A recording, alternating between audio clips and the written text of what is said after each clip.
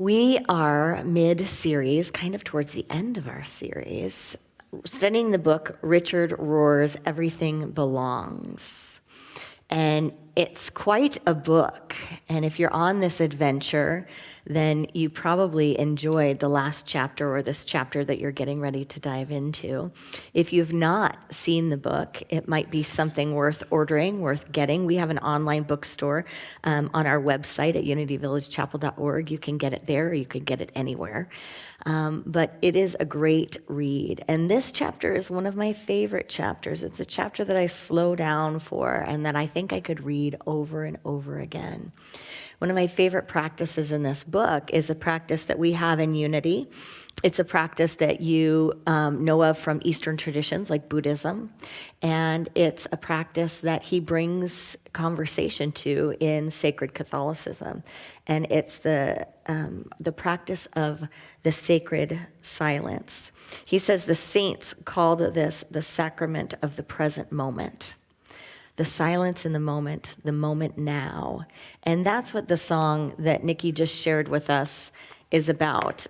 It's one of my favorite songs written by a singer-songwriter, and it's about getting really clear that right now is the time to be awake. That whatever your now is the time to so fully show up for.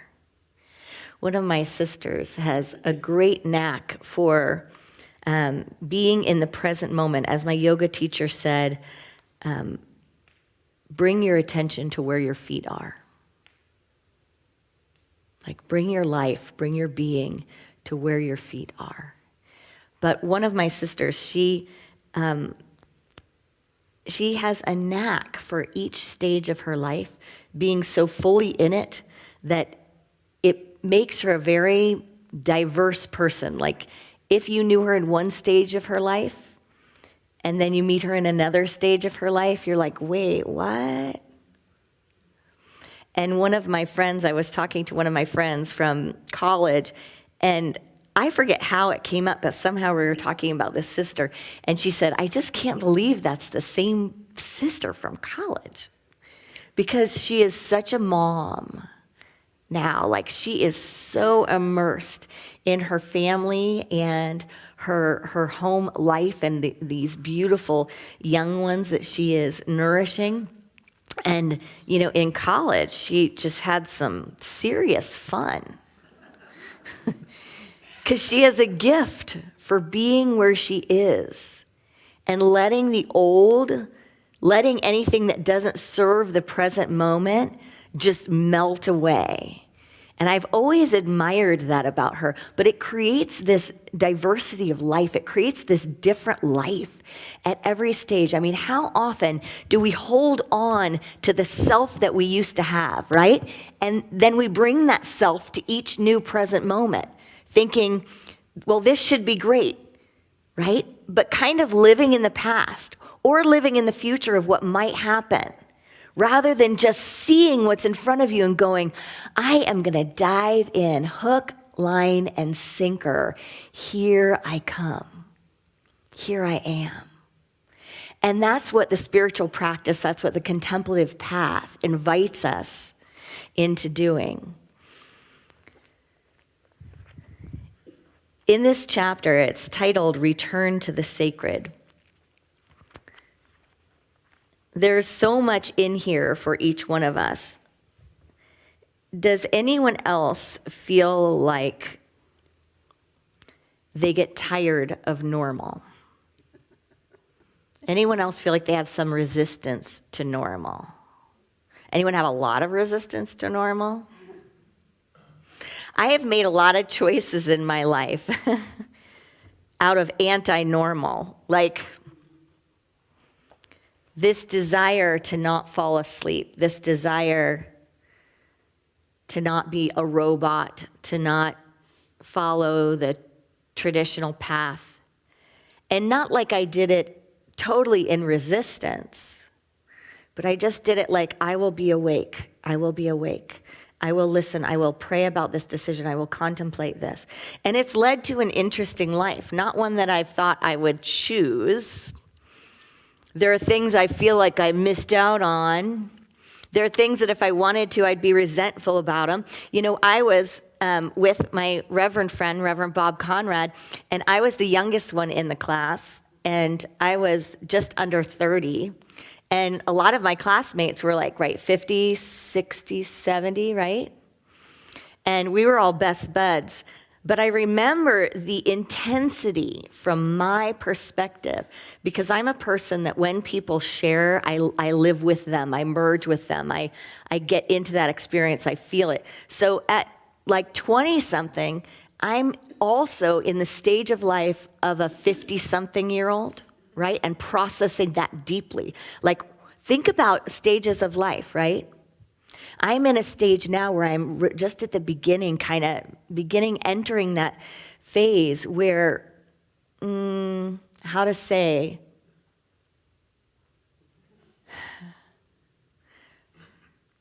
people's parents start lifting off into their freedom form. People are having conversations about the mental and the physical health of their elders, right? And I had the gift, and also what was kind of the curse at the time, because I take everything very seriously and I feel everything very deeply, of already having that 20 years ago, before I got here, to actually live it, and then living the next stage and the next stage. But something about living like that, something about going intergenerationally, cross-generationally, right? Something about that wakes you up to the sweetness of life and the present moment. It helps you have one foot kind of where you are, and then we don't teach this as a practice, but it's like you dip the other foot in other places just enough to know how important it is to be right here. Because the second you put your whole foot in another place, right? Or some people put their whole bodies there, you miss out on all of this. And may I suggest, this is the best part of your life. And that it's fully safe to step into this. But we don't live like that in the human condition. You know why? One of the reasons why we don't live like it's safe to be in the sacrament of the present, in the human condition, I think it's because it's brutal.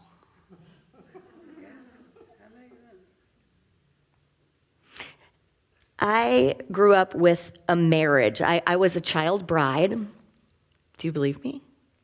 Kind of. It's kind of true. Betsy's going, I've never heard this story. No. I started dating someone when I was in junior high. So I was 12, 13. We were 12 and 13 years old. And we dated for 10 years. From junior high through high school, through college. And at the end of college, I started feeling a little restless. I started getting scared. I started listening to people that were like, you can't just be with one person for your whole life. I started thinking, gosh, I love this person so much. I would hope that I wouldn't get restless and like need to be, get distracted. I was never distracted in the relationship. But I started feeling like maybe, this relationship is one that we raised each other, but we weren't meant to be together forever, right? But there was a lot of fear in that time. And there was also a lot of mindfulness and a lot of trying to make really mindful choices. But this book touched on one of the greatest fears that I had at that time. Fast forward to now, one of my very, very best set of friends are in their 70s. And they have been married since they were young, right? They met very young, and they've been married this whole time. And they have one of the coolest marriages. Some people know who I'm talking about. Some people are fortunate enough to be related to the people I'm talking about. That's a divine appointment right there. But they have one of the coolest marriages. Make sure we have tissues here, because it might be a tissue Sunday. I can feel it. I can fully and completely say there's nothing that they have missed out on in life. that they have taught me the power of love, the power of magic. There's a piece in this book that I couldn't find, but it was about our role as adults, our role as people who have walked the planet for a while, and our role to give the next generations not just like hope, but like faith and a practice that brings them into the wonder of life, right? There are enough things that are going to try to pull them out of that. But like, think about that as being our job, our mission, to help them live in that way, right? So I have that gift of seeing that now. And I'm also present to people losing each other. My parents were married for over 30 years, my dad and my stepmom. And it breaks my heart. It breaks my heart for myself that my dad recently lifted off this summer into his freedom form. But it breaks my heart for her because their every day was togetherness. They were very much the type of people that became one. And I think of her, and it hurts.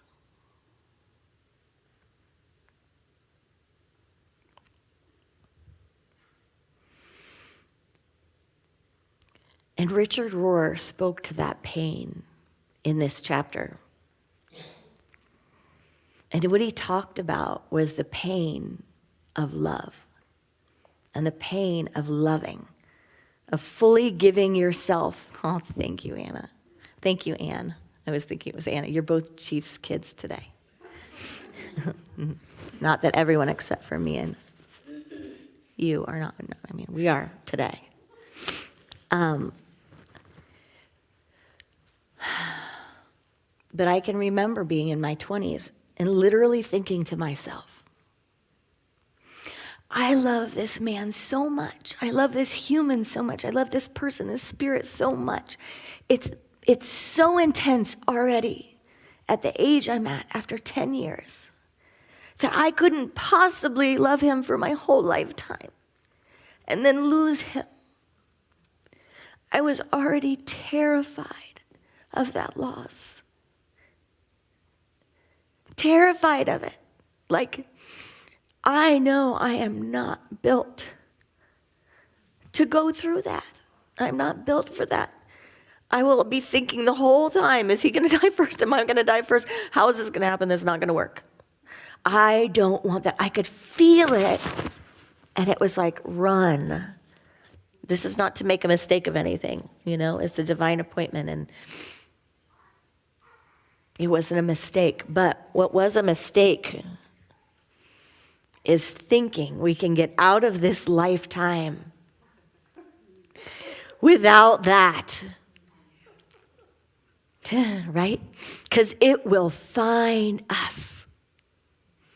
If we're awake, if we're alive, if our hearts are open, if we are truly living, it will find us. Because that's love. That's love. And it's what we are. And we don't get out of this alive, do we? We don't get out of love alive. Part of us dies, but not dies in the sense that it's gone, right? Dies in a sense that we are transformed. Dies in a sense that Richard Rohr is talking about when he talks about having to move through transformation, move through change.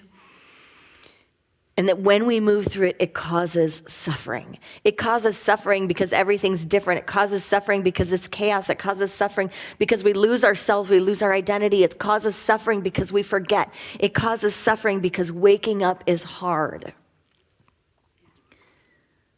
But he says only when you give yourself to that, only when you fully give yourself to that, just let go and go into it. Do we move into the shift, in the transformation that suffering then becomes an emergence of the sacred? Of the sacred.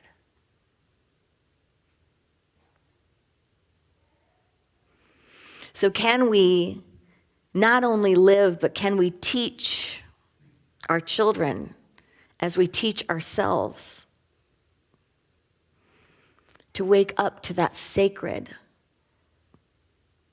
to know that it's there, to know that it's okay to feel. Richard Rohr talks about crying in his own experience, and in one part in this chapter, he says something about a time, he talks about men, but he talks about, being with your feelings and being with your tears, and saying that he feared that he wouldn't stop crying for 2 months if he started crying. Like if he really started feeling what he needed to feel, that he wouldn't stop. And that's what the human condition kind of tries to tell us, our identity, our ego. It's like, I don't want to be with that discomfort. I can't be with that discomfort. Like, I can touch it a little bit, but I can't go there. One of the very, very sweetest moments with my dad on the planet was when I came to visit him in the office. He always worked in the office late at night. He was a statistician. Probably still is. And somehow we had like a deep conversation, and somehow I'm sure I always pushed him a little bit too far over the edge, but I probably asked him about like the processing of some things in life, and like, are you sad, and do you feel that? Like, what do you feel about that? And I can remember him just humbly looking up at me and saying, I think if I started feeling it all and crying, I might never stop. And it was like, that was the only question I ever needed to ask him. And that was all I ever needed to know, to understand that there was a world of feeling, a world of intensity, a world that I could incredibly, like, deeply connect with in him, that I may never get to see. I may never get verbal confirmation of. I may never get to feel it in that sense. But in just a few words, he opened the curtain and showed me it was there.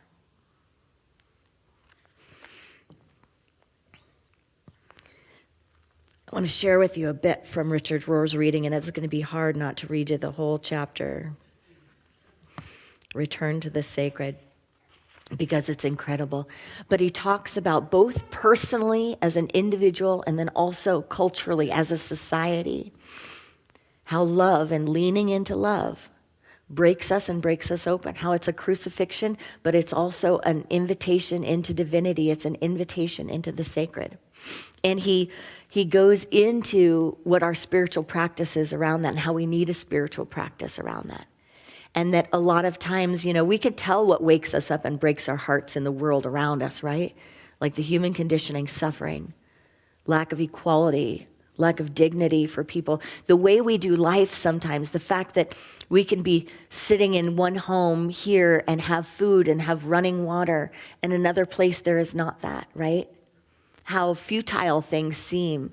There was even an interesting meditation kind of reading that I saw on social media the other day. I don't know if I reposted it for myself or for everyone. I repost a lot of times to only me when I'm posting too much.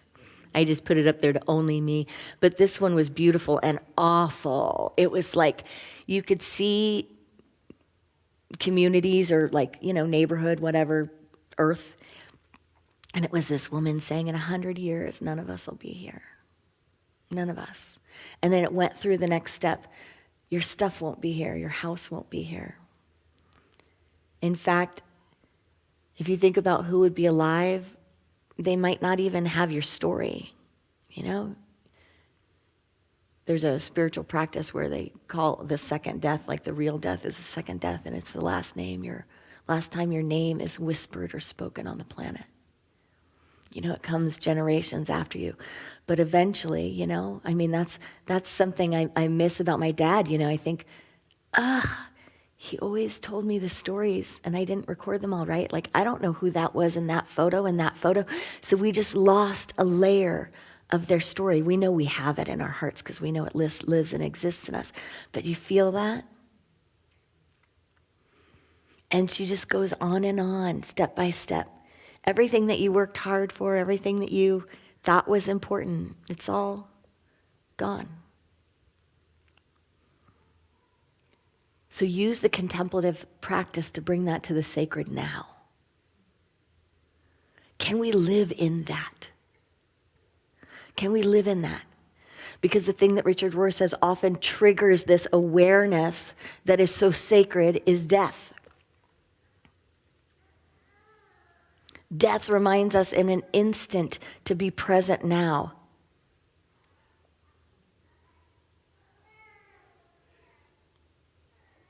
To be present to how temporary, not life, but these bodies are. How temporary beginnings and ends are. And if we can hold to that, we live an entirely different life. When we can stay in that, we live an entirely different life. And there's not a lot of things that can trigger that, right? Death can trigger it. Catastrophes can trigger it. Even sometimes war, right, can trigger it. And he says, be there, be in it. Sometimes pregnancy can trigger it. That idea that a life is building in you. Mamas, you remember, we've talked about it. When your little ones were growing in you, you're like, for some of us, like that's when we've had the cleanest diet we've ever had in our lives. We got good sleep, we exercised. It was like this little one deserves every bit of that spinach.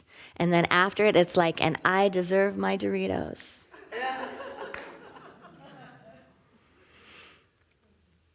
But different stages can call that forth in us so that we enter a different plane of being, right? Your first months with a young one in your arms, whether it's a grandchild, a niece, a nephew, whatever, your own child. The first month, you're like transported, right, into this different reality. And your heart just kind of breaks open, right? It's like the height of joy. I remember crying all the time, and it wasn't just the hormones. And it was also heartbreaking. It made you think, like, I don't want to leave them here. Can we teach them the sacrament of the present moment, of the present, of turning suffering into the sacred, of being able to know that this is the cycle of life, this is the experience of it, and it's okay. It will be brutal at times. It will feel like a crucifixion. That's why we have those archetypal stories here with us to remind us that it's okay. We can go into the silence, we can go into the sacred, we can go into the suffering, we can go into the tears, and all of that, even that will not take our lives. That was the demonstration of the master teacher, Jesus the Christ.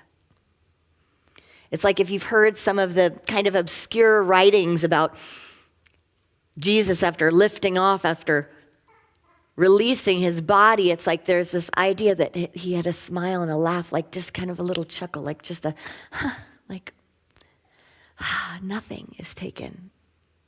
Nothing is taken in that process. That, in fact, is the process of life.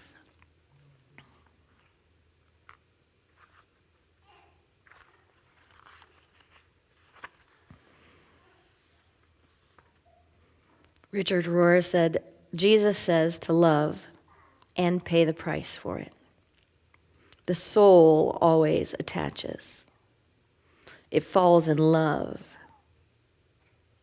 And then he talks about the image of the Sacred Heart. And the Sacred Heart of Jesus, the image, the heart is outside. They say that's having a child. I think that's also just love, right? It's like walking around with your heart outside of your body. Can we be willing to let our hearts live outside of our body?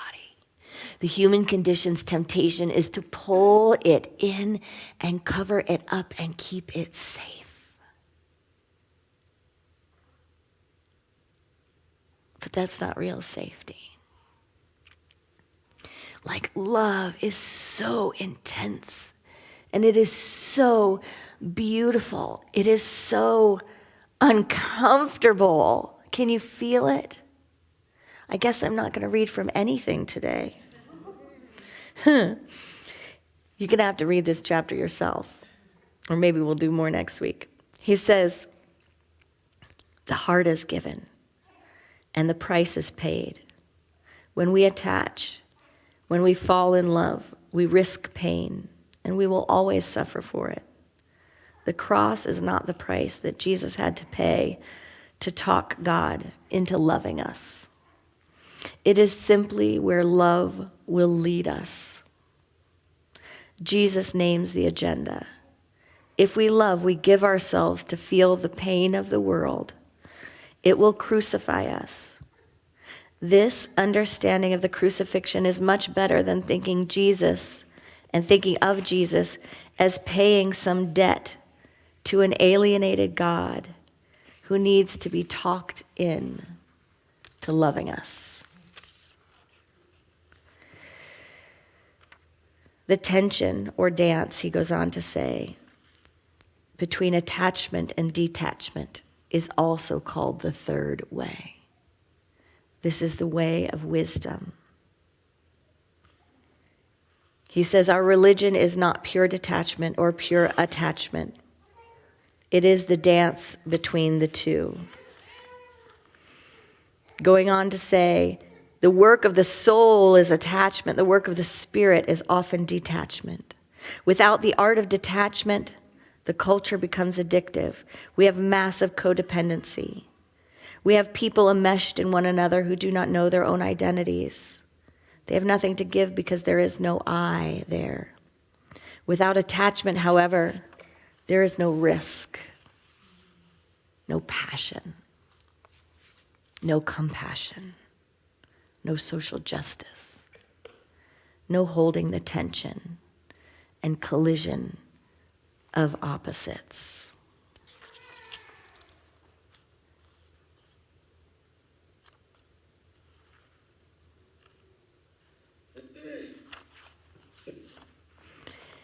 I'll close with this. We'll do the rest next Sunday. I knew this would be a weird one, but I didn't know it would be like this. In mature religion, the secular becomes sacred. There are no longer two worlds. We no longer have to leave the secular world, the human, to find sacred space because they've come together. He goes on to say there is only one world, and it's the supernatural one.